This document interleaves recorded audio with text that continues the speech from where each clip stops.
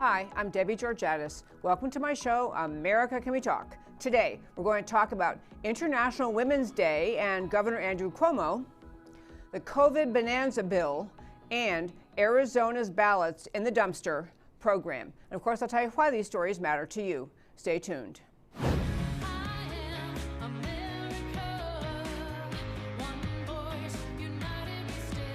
Debbie Georgatos, host of America Can We Talk, is an author, attorney, and political analyst whose mission is to inspire the American political conversation about preserving liberty in the best country on earth.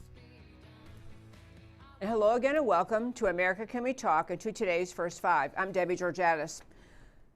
President Biden, sure hate to say those words, President Biden in Washington over this past weekend signed 2 executive orders, and these were to fall on today, which is today is International Women's Day. I'll get to his orders in one moment, and then we'll talk about Governor Cuomo. But I want to start by talking about International Women's Day. I just came from a conference over the weekend and in Florida, and there were, 200 maybe of people who are really conservative, well-informed, patriotic activists. And I was struck looking around the room at how many of them are women leaders. And I'll tell you something, it's not that brave to be a woman feminist. It's not that brave to be a woman who stands up to say she stands for a pro-abortion or a pro-choice stance. It's not brave for women in America to speak up about the latest gender equity argument or the latest argument with respect to women's pay, or any other socialist program the left pushes along, trying to make people paid the same no matter what they do. None of those things, standing up for left-wing arguments that are allegedly feminist arguments, is not brave in America. It's just going along with the crowd.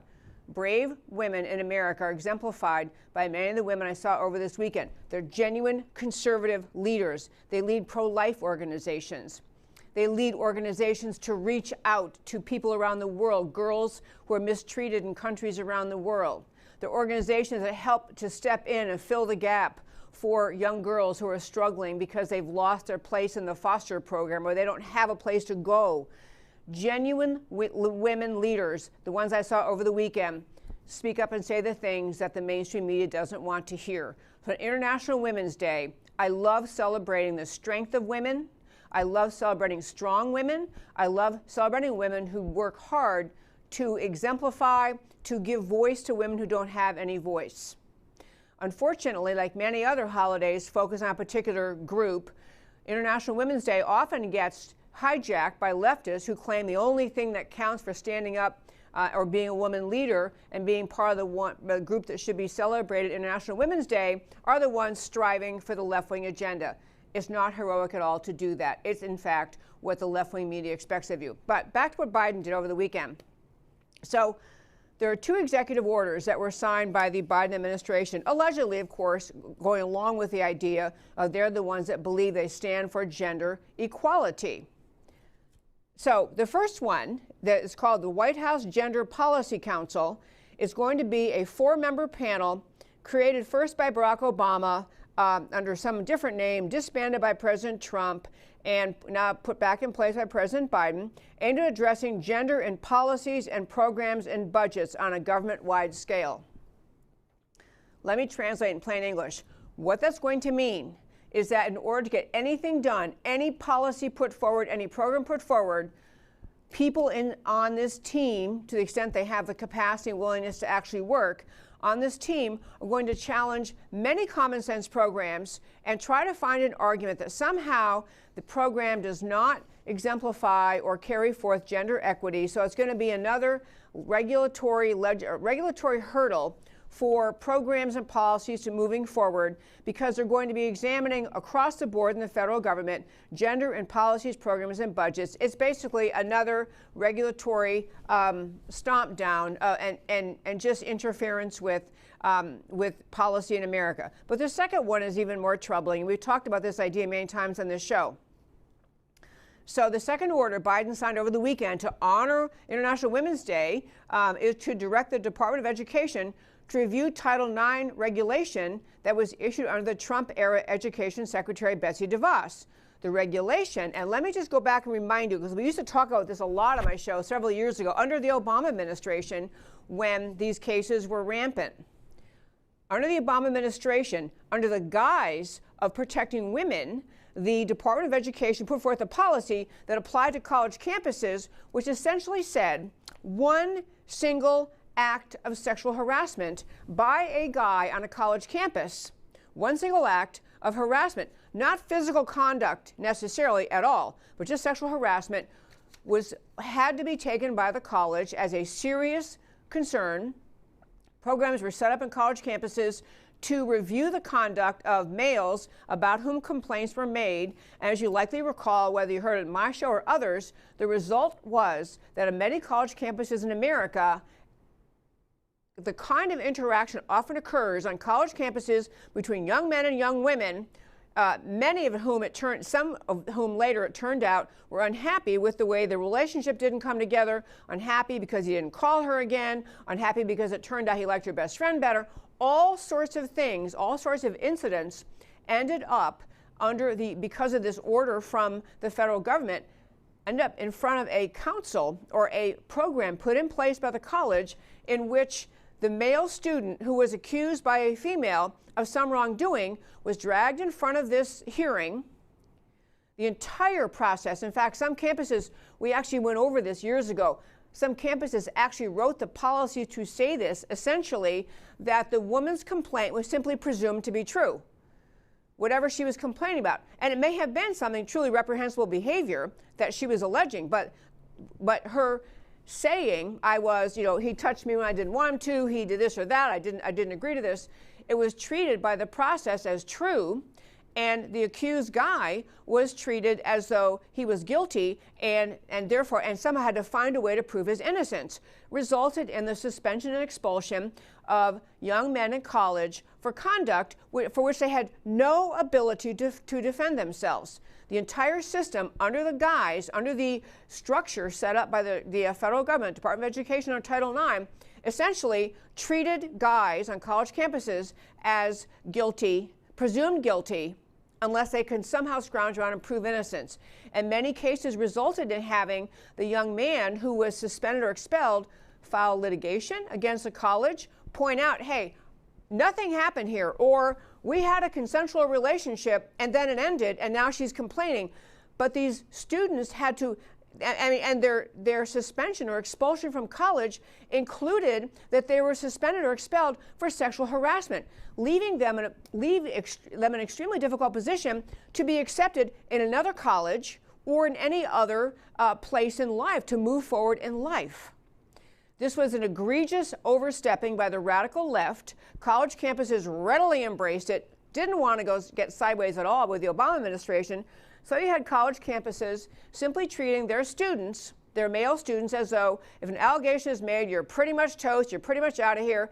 And the young woman who was complaining was treated as truthful, and it was actually considered kind of an assault on her to even question her story. So that was happening, and under this program, lawsuits resulted, colleges had to apologize, young men talked about their life being ruined. I mean, it was a big mess, and it was all because of the presumption coming out of the federal government that if a girl on a college campus, and I'm not saying, obviously, sex harassment happens, sexual assault happens, rape happens. When real things like that happen, real sexual, physical assault, or real rape, then the remedy here in the United States of America is to go to the local police, file a charge, say, this happened to me. You're the young woman and you should. I urge young women to do that. But instead of having to do that and face the due process requirements our criminal justice system puts in place, due process tossed out the door for young men, and instead a program put in place by the colleges which had the egregious effect of having young men suspended or expelled with sex harassment as the cause on their permanent record. So fortunately for sane people, when President Trump came along, he said, we're not doing that anymore. That's wrong. That's unfair. And I've said before in the show, I'm the mother of an adult daughter, 2 adult sons. I don't want my sons engaging in that kind of conduct, and I don't think they ever would. I don't want our daughter, I mean, our kids are grown, but our daughter, I would want her protected were she to be the recipient of that kind of conduct. But you can't set in place a program in college campuses that does this to young men. So back to what Biden did, he's laying the groundwork to put that back in place.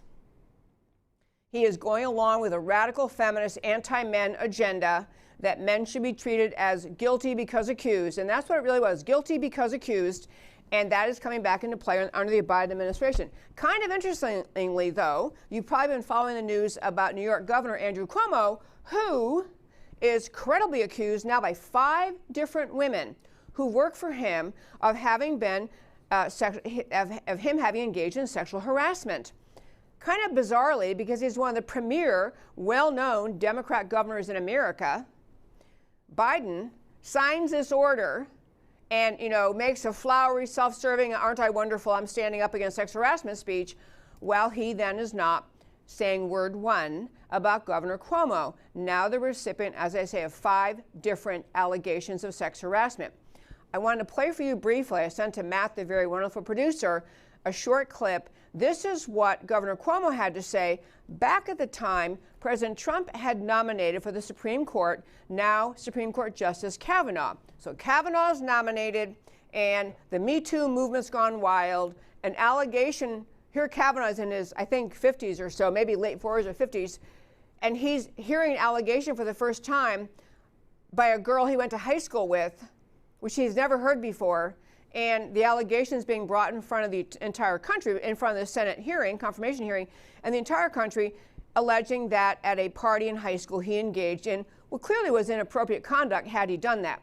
But, the whole notion there, again, the feminists, the radical left pounces on Kavanaugh, must be treated as guilty because charged. So here's what Andrew Cuomo, now standing accused, had to say about Kavanaugh when he was accused. There is a disrespect for women that this administration chronically exemplifies. After the Me Too movement, they did absolutely nothing when it came to sexual harassment. They have always diminished the charges of women. I'm sure he's kicking himself for that. But anyway, so now he's got 5 different women. A couple of them are talking about physical contact, and others are talking about suggestive, let's play strip poker, kind of just completely inappropriate. I mean, completely inappropriate. But the hypocrisy is kind of mind-blowing, because I don't think Cuomo just started sexually harassing women last week. And of course, he's saying, hey, wait a minute, I don't, these haven't been proven. These people are just saying this about me. But that's the same thing that Kavanaugh was saying. This is just someone I haven't even seen since high school. And this is now, now I'm in my 50s, and we're having this discussion on the national stage. So it's a little bit hypocrisy was my first point about Cuomo in this era of International Women's. And then also, Cuomo has come forward and saying he will not resign. He does not intend to resign. These are just allegations. And I think we had a little trouble getting this clip. I think we have this clip from Matt the Wonderful, what Cuomo is saying now.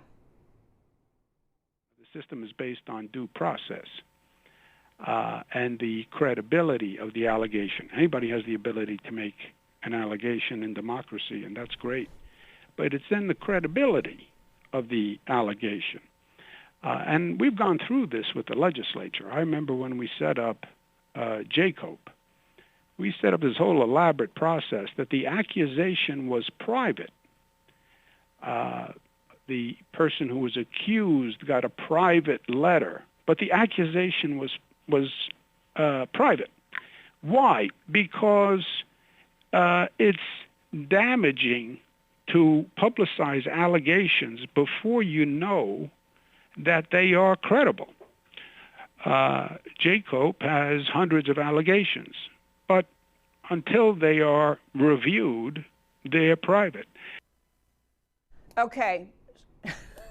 I mean, it's just entertaining. It is very entertaining. But on a very serious note on this subject, the hypocrisy of the left, that all of this stuff about Kavanaugh was to be believed without further question, and everybody just has to pile on and say, me too, you're done.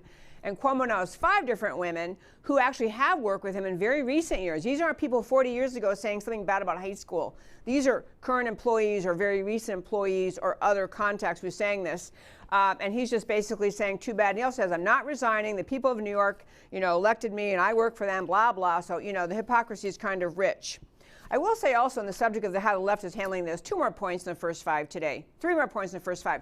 Number 1, It's also ironic that Biden is making a huge deal of International Women's Day and spouting off with these new ideas when his party at the same time is trying to go down the path of saying there's no such thing as being a man or a woman, which is exactly what the left stands for. There's no such thing as a man or a woman. Anybody is whatever they say they are and whatever they change their mind to be.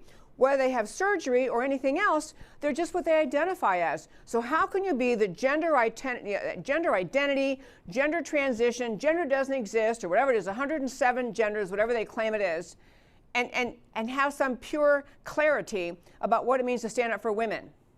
I mean, it's just complete hypocrisy, absurdity out of the American left. Number two, on Cuomo, the idea that the left is more upset about women saying he essentially was flirtatious. That was his word answering. He said they may have misinterpreted slightly flirtatious conduct or something like that. He's basically a little bit of a flirt. So what? The Democrats ought to be more worried and more focused on removing this guy because he was responsible, truly, personally, and without being able to cast blame anywhere else, himself responsible for the deaths of senior citizens in retirement homes in New York when he knowingly, consciously decided to get people who were stricken with COVID-19 out of the hospitals, were overcrowded, and stick them in nursing homes, which then resulted in deaths of, and originally his administration tried to lie about it. They said it was only 8,500 to 9,000 deaths, which is still a whole lot of deaths. A whole lot of sweet older people who had families who loved them, children and grandchildren and families who loved them. But then his administration compounded that hypocrisy or that just cavalier disregard for life by engaging in deception and telling America, well, okay, as it turned out, we kind of lied about it. It really wasn't. It was really more like 15,000. 15,000. If you're a Democrat, you know what? It's a far bigger and more egregious offense to like sane people that he's maybe a little bit too inappropriate and flirtatious with women he works with, then he caused the death of 15,000 senior citizens. But somehow the left, all is about appearances, and two other things. Okay, this is just kind of, I want to hit two other quick points in the story, then we'll finally wrap it up. One is that in California, the point about the absurdity of the left trying to deny there's a difference between boys and girls and men and women, that we're all just, fluidly, whatever we are, we just kind of make it up every day as we go along.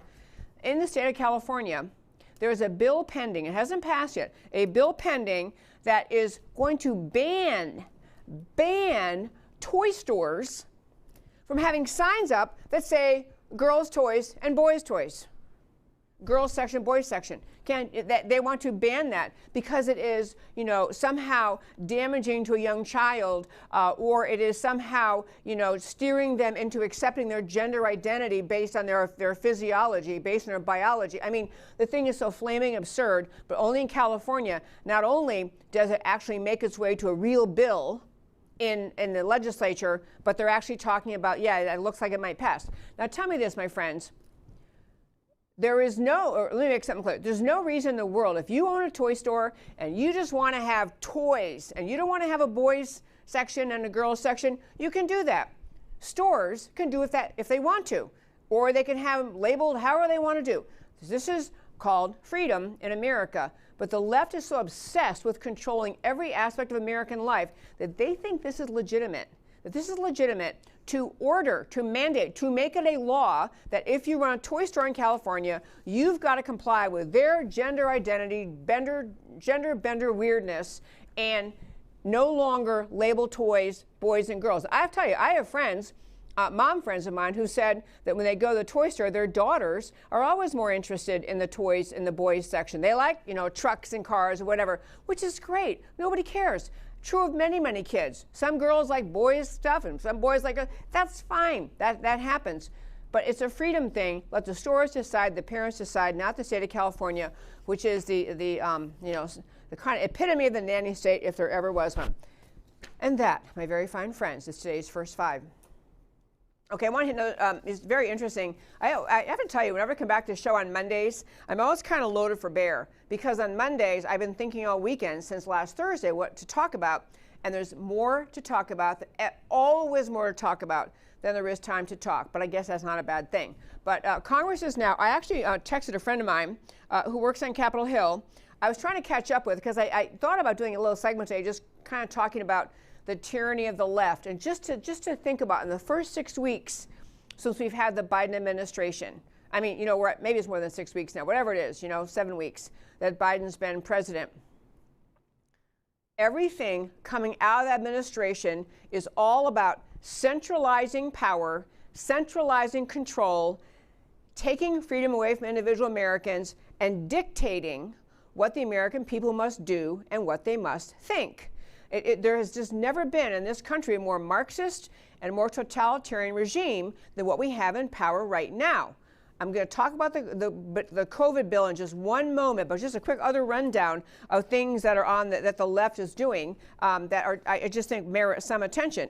One is this Equality Act, and we mentioned last week, this Equality Act bill is trying to add gender identity and transgender status. It's got some new categories, basically legitimizing not just legitimizing and normalizing gender transition, or the whole concept that we really aren't born with a particular sex, that we're just kind of born, we can be anything we want. But the Equality Act is trying to make that a protected class, like race, sex, national origin, religion, which are things that we protect in law. We say, you know, you can't run a business and discriminate against people based on race, sex, national origin, religion. And I agree with those. I think to have a civil society, you have to have people able to engage in commerce and freely. But what this is getting at is that you can no longer even have a notion that people have a particular gender. This Equality Act is eviscerating the very concept of having gender.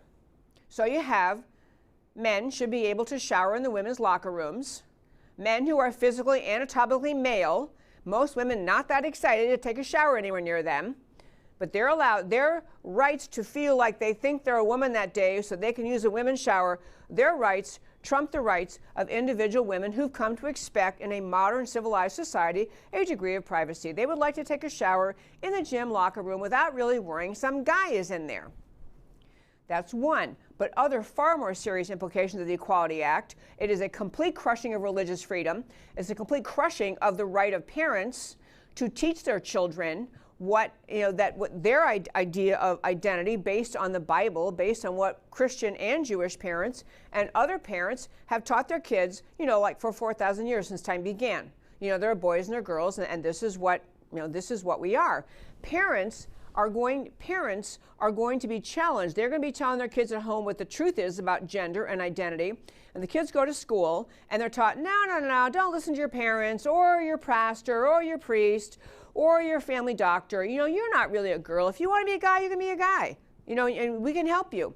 This entire destruction of the family unit, interference with the rights of parents to teach their children what they believe. This is an entire disruption of the culture of families and community-based Judeo-Christian society, and this is why they're doing it. So the Equality Act, where that stands is it's stuck in the Senate. Apparently they're having a little bit of trouble getting enough votes to pass it in the Senate. H.R. 1, the permanent vote fraud mandate. H.R. 1 is the bill that the Democrats, if they get it passed, the mission is it will completely overtake all election laws in the country. It will be federal control of the elections with every conceivable tactic for vote fraud used in California and other states, not only permitted, but mandated. Every state will have to do what California does, which is a series of things such as the mail-in ballot extravaganza, the use of ballot harvesting. All of that will not just simply be permitted, it'll be mandated from the federal government. Talk about tyranny. The goal is everyone can see it, including the Democrats can see it. It is the Democrat bill that will say no Republican will ever win a national election again. That is the goal. It's complete control of by the Democrat Party of the entire election process, permitting, mandating vote fraud tactics to be used, and prohibiting election integrity provisions from being enforced. So they're hot off the presses, the Democrat Party. I mean, they hit the ground running as we knew they would.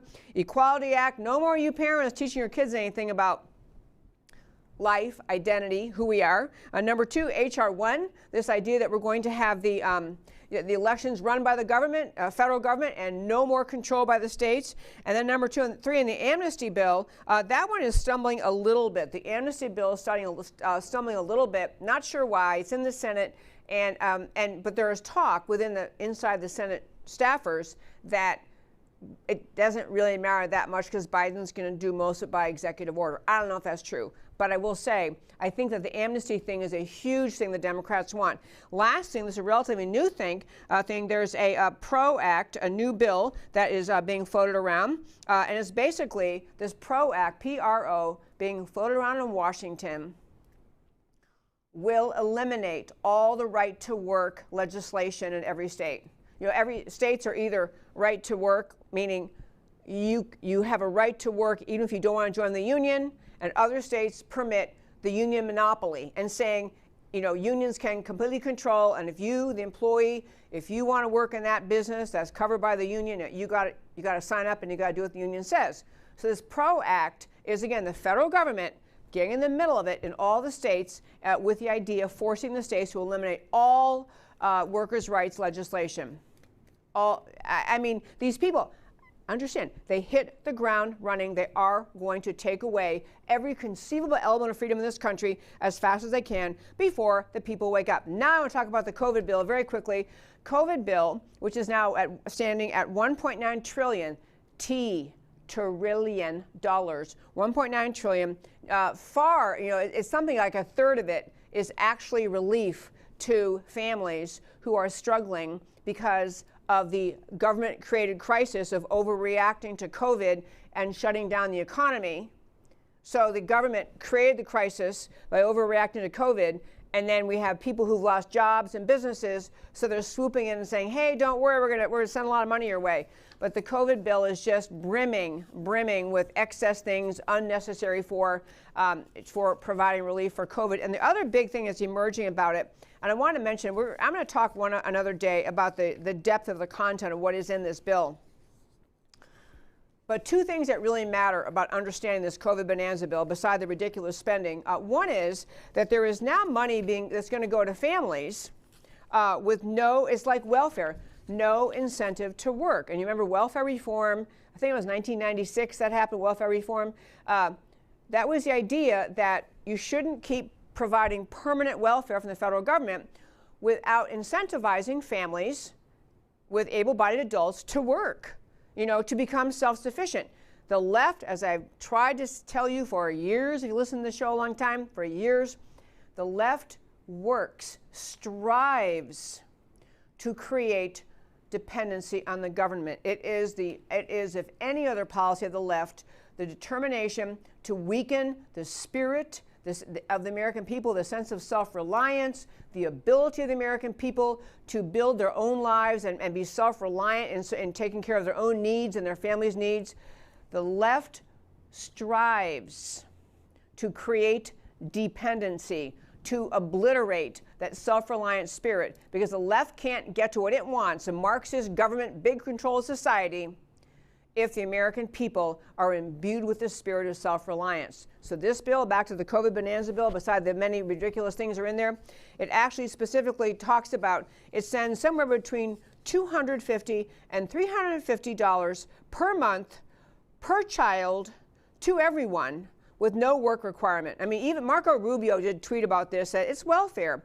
And he said, in Rubio's tweet, he said, being pro-family means being pro-work. So, but the bill also rewards the blue states that participated in the unnecessary and still expanded shutdown under COVID. The bill requires the red states that behave responsibly and allow their economies to continue functioning at some level, and the red states are bailing out the blue states, something Steve Moore has been on the show many times talking about. Please don't do that. Do not get into this. Red states have to bail out the blue states. The blue states, the Democrat-led states, working very hard to weaken the economy, weaken the spirit of the American people, the entrepreneurial, pro-business spirit, and have them become dependent on the state. And now all of that conduct by the blue state governors is being rewarded in this bill. So the COVID relief bill is, a monster. Now, one interesting little iteration that happened on it is they're trying to pass it through reconciliation. We've talked about that process many times.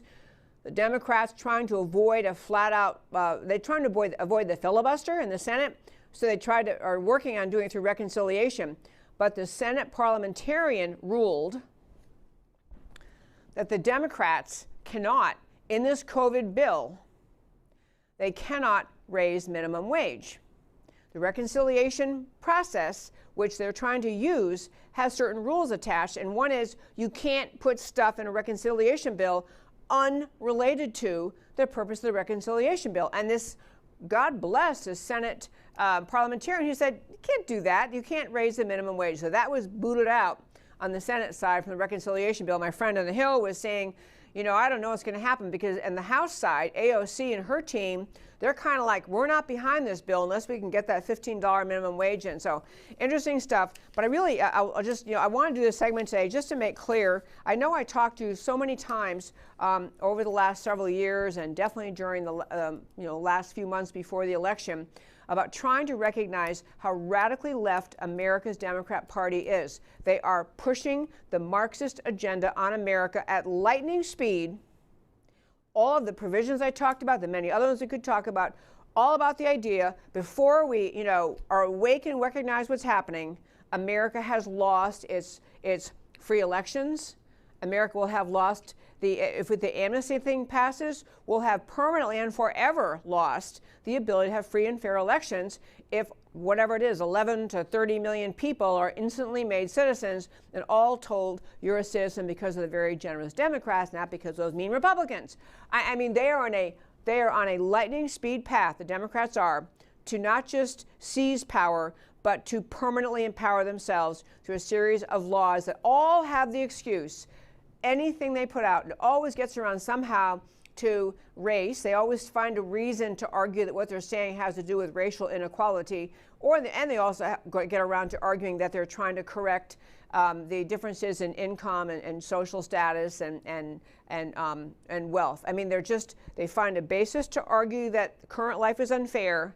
And the solution is the expanding Marxist takeover of America. We are watching an extraordinary time. The COVID Bonanza bill, folks, I really hope there are some Democrats who get a little ping of conscience and think this is lunatic. I mean, it's very hard for Democrats, to be really clear, it's very hard for Democrats in the House or for Democrats in the Senate to ever deviate from the party line. Nancy Pelosi is known for many things, but most especially she keeps that Democrat caucus in tow. Nobody, an elected Democrat in the Congress, nobody is allowed to vote opposite of the Pelosi agenda without permission from her, and she'll let you know if she sees maybe you'll be in trouble in your district that you might get to vote the way you want. But don't think just because you sent someone you thought was a centrist Democrat, a really swell guy, a great gal, do not think they'll go up there and vote the right way. When they're faced with Nancy Pelosi, they'll vote exactly how she tells them to vote. Same on the Democrat side with the arm twisting by Senator Schumer. Okay, one last quick topic for today, and then we're going to wrap it up on time, which was Arizona's ballots in the dumpster program. And I am not kidding. I have to tell you, this was the most amazing story. Arizona's ballots in the dumpster. And actually, before I get to, I'll quickly tell you something else, which was, when I talk about the Biden administration just on a mission, the Biden administration on a mission to do everything conceivable that the Democrat Party wants during these first 2 years, because if they can't get their Voter Theft Act passed, H.R. 1, everyone knows America is going to boot out the Republican, they're going to boot out the Democrat majority in the House and the Senate. They'll return to Republican control, and Biden's, hysterical agenda is done. It'll be President Harris by then, but still, they'll have a Democrat in the White House. And so everything they want to do. So on the subject of elections, I'm going to get to Arizona ballot story in just a moment. It's a great, great story. But in Washington, Biden just on a mission, and I should be clear, I didn't capture these little clips. I could have captured these clips, but I haven't done it yet. There are a bunch of clips of Biden who gets up to make some prepared remarks. He's in the White House and he's going blah, blah, probably reading from a teleprompter, which isn't a bad thing. Most politicians do. but he wraps it up. He's standing there and he goes, blah, blah. He never talks very long. And then he'll say at the end, and now I think we have time for questions. We could take some questions. And immediately, the White House feed, showing you Biden standing there speaking, cuts him off. I mean, just cuts off the end, screen goes black. He can't handle questions. And he doesn't know he can't handle questions. He is so mentally compromised that he is able, apparently, to read a teleprompter. But the moment he says, we'll take questions, and just contrast that with how mentally alert President Trump was, how he would walk, his famous pressers leaving the White House. He would get out of the White House and be walking across the front lawn, the driveway of the front lawn of the White House to get on Marine One or wherever he was headed, or into his car. And, there would be these great pressers right there. The media's all standing there and say, hey, President Trump, blah, blah, blah. He could follow the issues. He could answer on the issues. He's up to speed on all of them. It was simply entertaining to watch every day. I played a lot of those clips in the show. Biden can't handle, hasn't done any press conferences, hasn't given a speech, apparently is really going to skip the State of the Union, which has in the past been skipped during the first term of a president, the first year of his term, because there's really nothing to report on. He's only been there 6 weeks or something. But President Trump did a home run in his first year, first several weeks in the White House, State of the Union address. And the Democrats had promised Biden was going to do one. Now they're backpedaling, saying, I'm not sure about that. Anyway, he doesn't know what's going on. But he did. Whoever drafts these things for him did issue an order. They're trying to get this H.R. 1 passed. And so just enabling vote fraud, vote manipulation forever in America.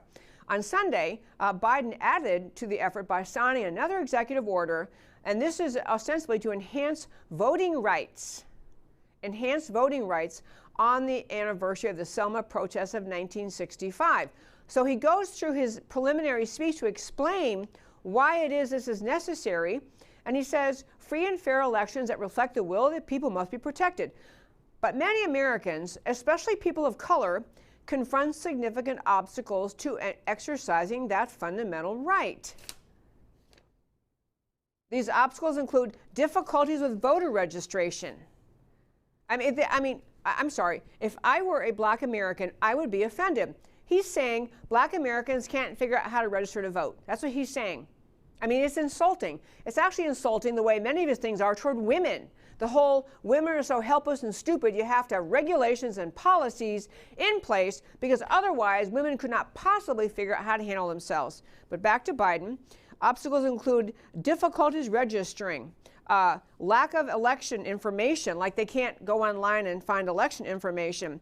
So anyway, blah, blah. He has a new policy out, an executive order pouncing on the inability of black Americans apparently to register to vote. But he's trying to push. What he's trying to push in this is getting people in prisons who, at least according to our Constitution, that says the states set election law, and states have different laws as to whether people in prison can vote or people who are convicted felons who serve their time can vote. That's long been a state issue. States have different rules. Lobbying happens all the time in different states about whether or not people who have a felony conviction should be able to vote. It's an issue you can go on and on about. He's working from the federal level to say, let's get them all ready. Prison officials have to start helping these people get ready, start explaining to them, how to do it, blah, blah. But the other thing he's doing, and this is, at least you got to hand it to the Democrats. They don't hide very much what they're doing. They find fancy names.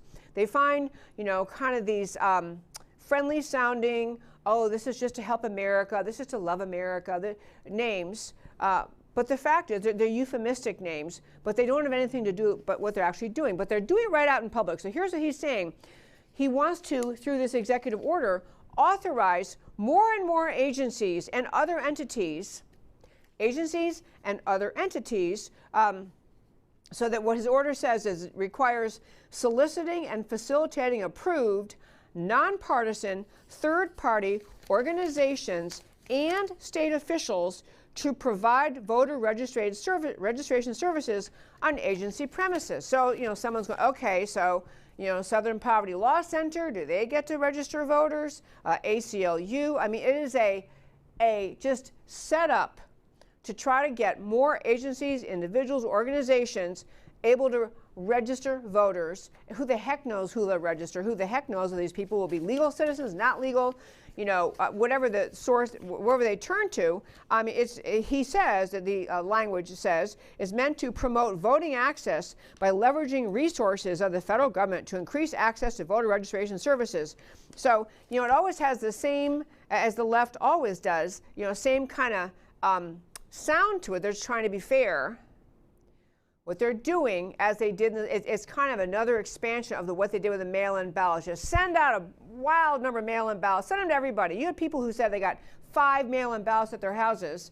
And then, you know, they register, and then who knows if they follow the procedures, who knows if they're legally registered or not, and then if H.R. 1 passes, who knows if they had any right to vote, if they're citizens. H.R. 1 passes, you can't check anything. You have to accept day of registration. You can't compare signatures. And that's all in H.R. 1. I mean, this is we're going to steal the election right in front of your face, and you American people aren't going to stop us. This is the message of Biden and the Democrats. Now, finally, to Arizona, very briefly. Arizona, you may recall, was one of the states in which many serious allegations were made regarding the theft of the 2020 election. The key county involved is Maricopa County, which is, you know, the biggest county in terms of population, and it is where Phoenix and Scottsdale are. So Maricopa County, there were many, many questions raised about the voting machines in Maricopa County. Because that occurred, there was a senator, a state senator in Arizona, who said he wanted to examine, he wanted his staff or whoever he put together, his team, to examine the voting machines, you know, the machines, and I'm assuming they had paper ballots, please hope, you know, but he wanted to examine, it was the machines, paper ballots from Maricopa County, because there are massive allegations of election fraud, of votes switched from Trump to Biden. So first, the Maricopa County Board of Supervisors voted no. No, you can't do that. We're not going to give them to you. You can't look at them. Which, tell me, anyone who trusts in the legitimacy of the election they ran, why they would say that. Why would any Board of Supervisors, which is the county government there, why would you say no if someone wants to look at your records? You should be saying, yeah, of course, here they are. Yeah, we'll help you. What do you want to see? But they voted no, can't see them. So the Arizona legislature had to go to court, finally got an order telling them they have to allow the machines to be examined. So then next phase, Maricopa County Board of Supervisors said, okay. You know, we'll let the machines be examined, but we get to pick what company examines them. Okay, I was trying to think of a funny analogy. It's like the government got a search warrant for your house, but you get to say, you know, I get to pick the police officer who executes a search warrant. I get to pick. Because, you know, I'm thinking my cousin Fred over here, I'm thinking these people I know, I'm going to get a police officer friendly to me to come execute that search warrant. That's the same thing as what they're saying.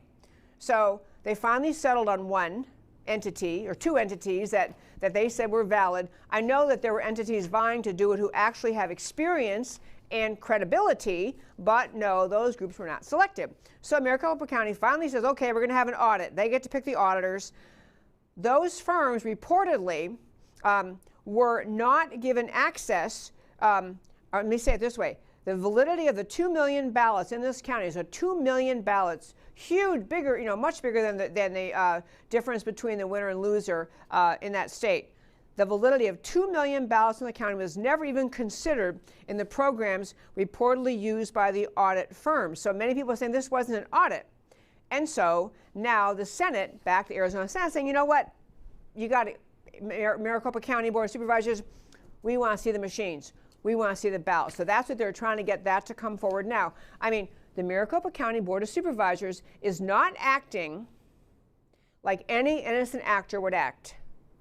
They're not. They're blocking. So now the big news, finally, was that they, the Arizona Senate finally stepped in, had to pass a bill to grant the legislature the authority to subpoena election records. So now they have the subpoena out. The Senate is rocking and rolling, going to try to actually get access to the machines and the ballots. And according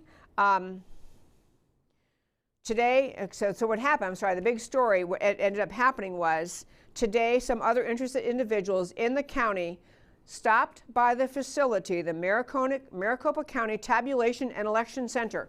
The Maricopa County Tabulation and Election Center, interested parties stopped by on Saturday, found the doors wide open, which seems like that would not be consistent with protecting the information inside, and other people in the county stopped by the same place, found huge piles of ballots in the dumpster outside the facility. It appeared someone had ordered the ballots to be shredded. And on top of that, a mysterious fire happened at the home or the ranch of one of the individuals involved with the Maricopa County Ballot Board. And I'll close this because I'm out of time. I want to close this topic and tell you why I talked about it today. We are facing in this country the most unrelenting, determined mission of some people on the American left to say America will not ever get to the truth about what happened in the 2020 elections. We're entitled to cheat. We're entitled to defy the elected representatives in the Senate. We're entitled, apparently, to shred ballots. And now you have the Democrats in Washington saying, and we're going to put in place H.R. 1, so you'll never again have a fair election in the future of all of America. And you're going to have Biden facilitating overriding the state's right under the Constitution to create election law, because that's what the Constitution says, all in the excuse of, well, you know, we're just trying to protect against potential racism. People, we have on the left in Washington and in the left across this country a deeply determined leftist mentality. They stole this election, and they're damn straight going to make sure that they get the full benefit of having done that. Meaning, they are going to put forth every piece of legislation they can possibly muster and get through.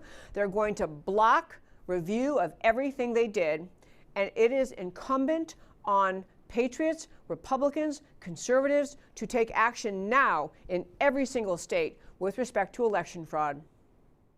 Every single state needs to pass the most stringent election integrity legislation possible in the face of what the left is telling you. They're looking you right in the face and telling you, we will do this. We will never allow review of anything we have done. You will never get to see it.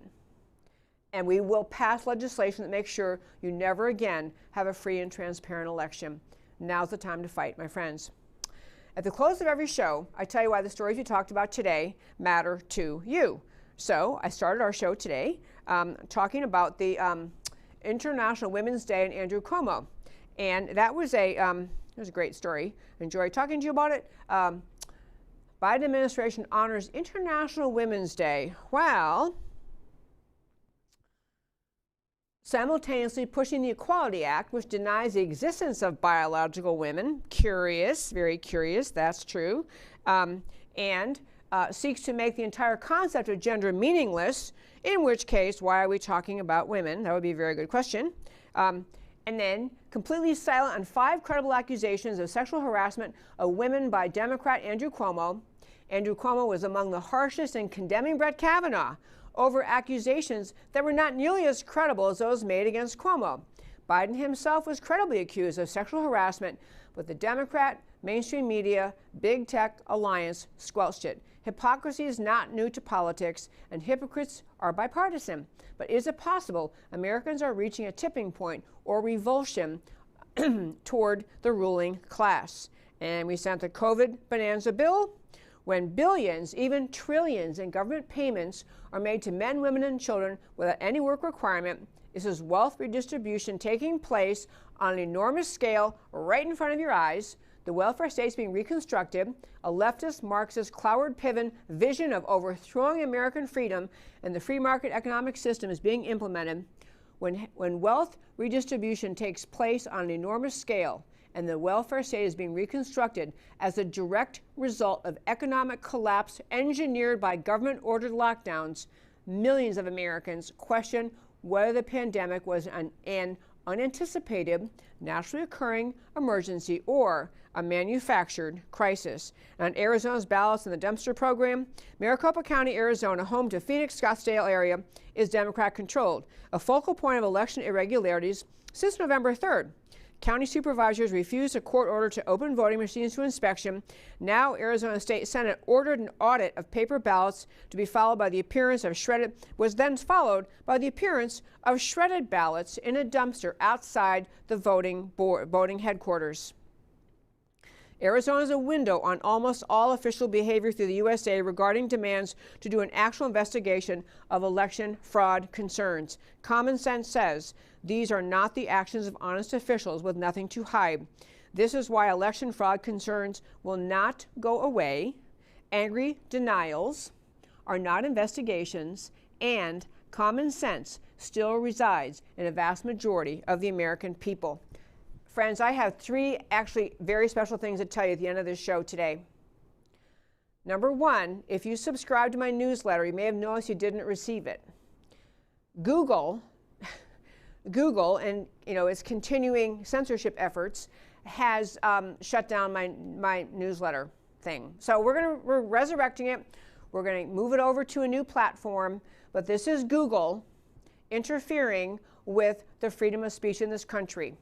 Google flagged an email I sent 15 months ago, like the January 2020 email, and said it had a link to something that was not not acceptable, a dangerous website. But no matter what you do, you can't get them to tell you what the website was, what they're talking about. You can't penetrate. You can't talk to a person. But my account has been shut down, so we're finding a new way. You will get this week's newsletter, and you get next week's newsletter. And if you don't subscribe to it, you should.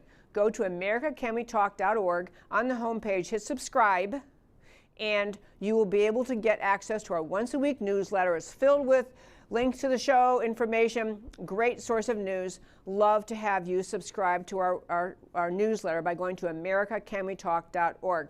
Number two, we have our membership new program launching in April. Starting the first Thursday of April, which is April 1st, we're going to have a system where the same format will apply for Monday, Tuesday, Wednesday. Show is every day, Monday, Tuesday, Wednesday, for everybody, free for everybody. Thursday is going to be for members only, and the way you'll get to that is through our website, americacanwetalk.org. You go to the website, and there you can watch the live show. I've already got a stellar lineup of people coming to be our special guests on that membership Thursday, and it'll be a very different format because it's not a show with me telling you things and showing things. It's the opportunity for us to have a conversation. It's the opportunity for you to send in questions using our several different ways, which I'll explain, and which are either our texting system or via email. You can send in questions. There'll be a small audience in the room. You'll be able to be part of a conversation with the people who are there. So I hope you'll consider joining.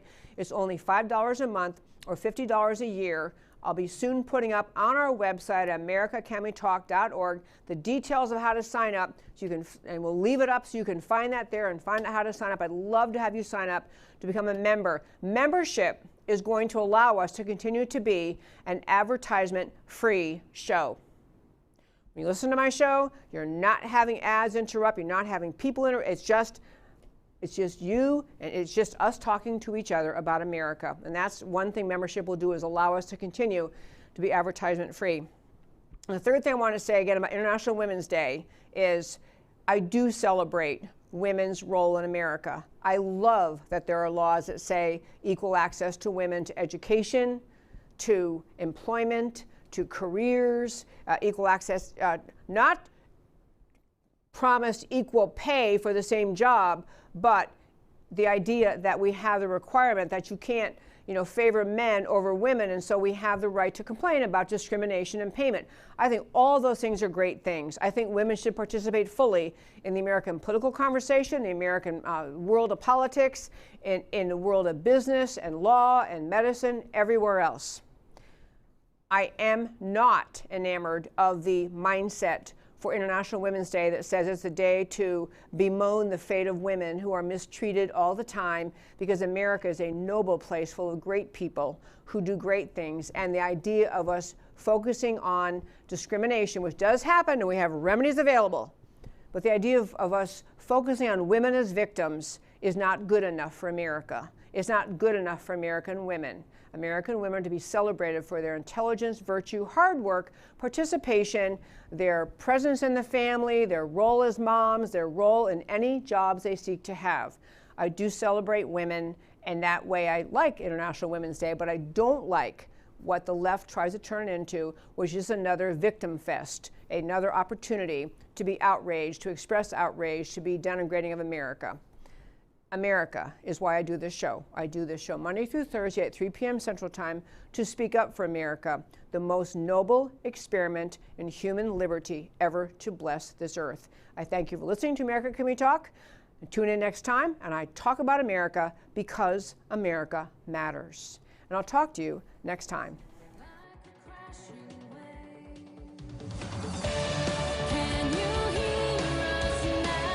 America Can We Talk? Truth about America.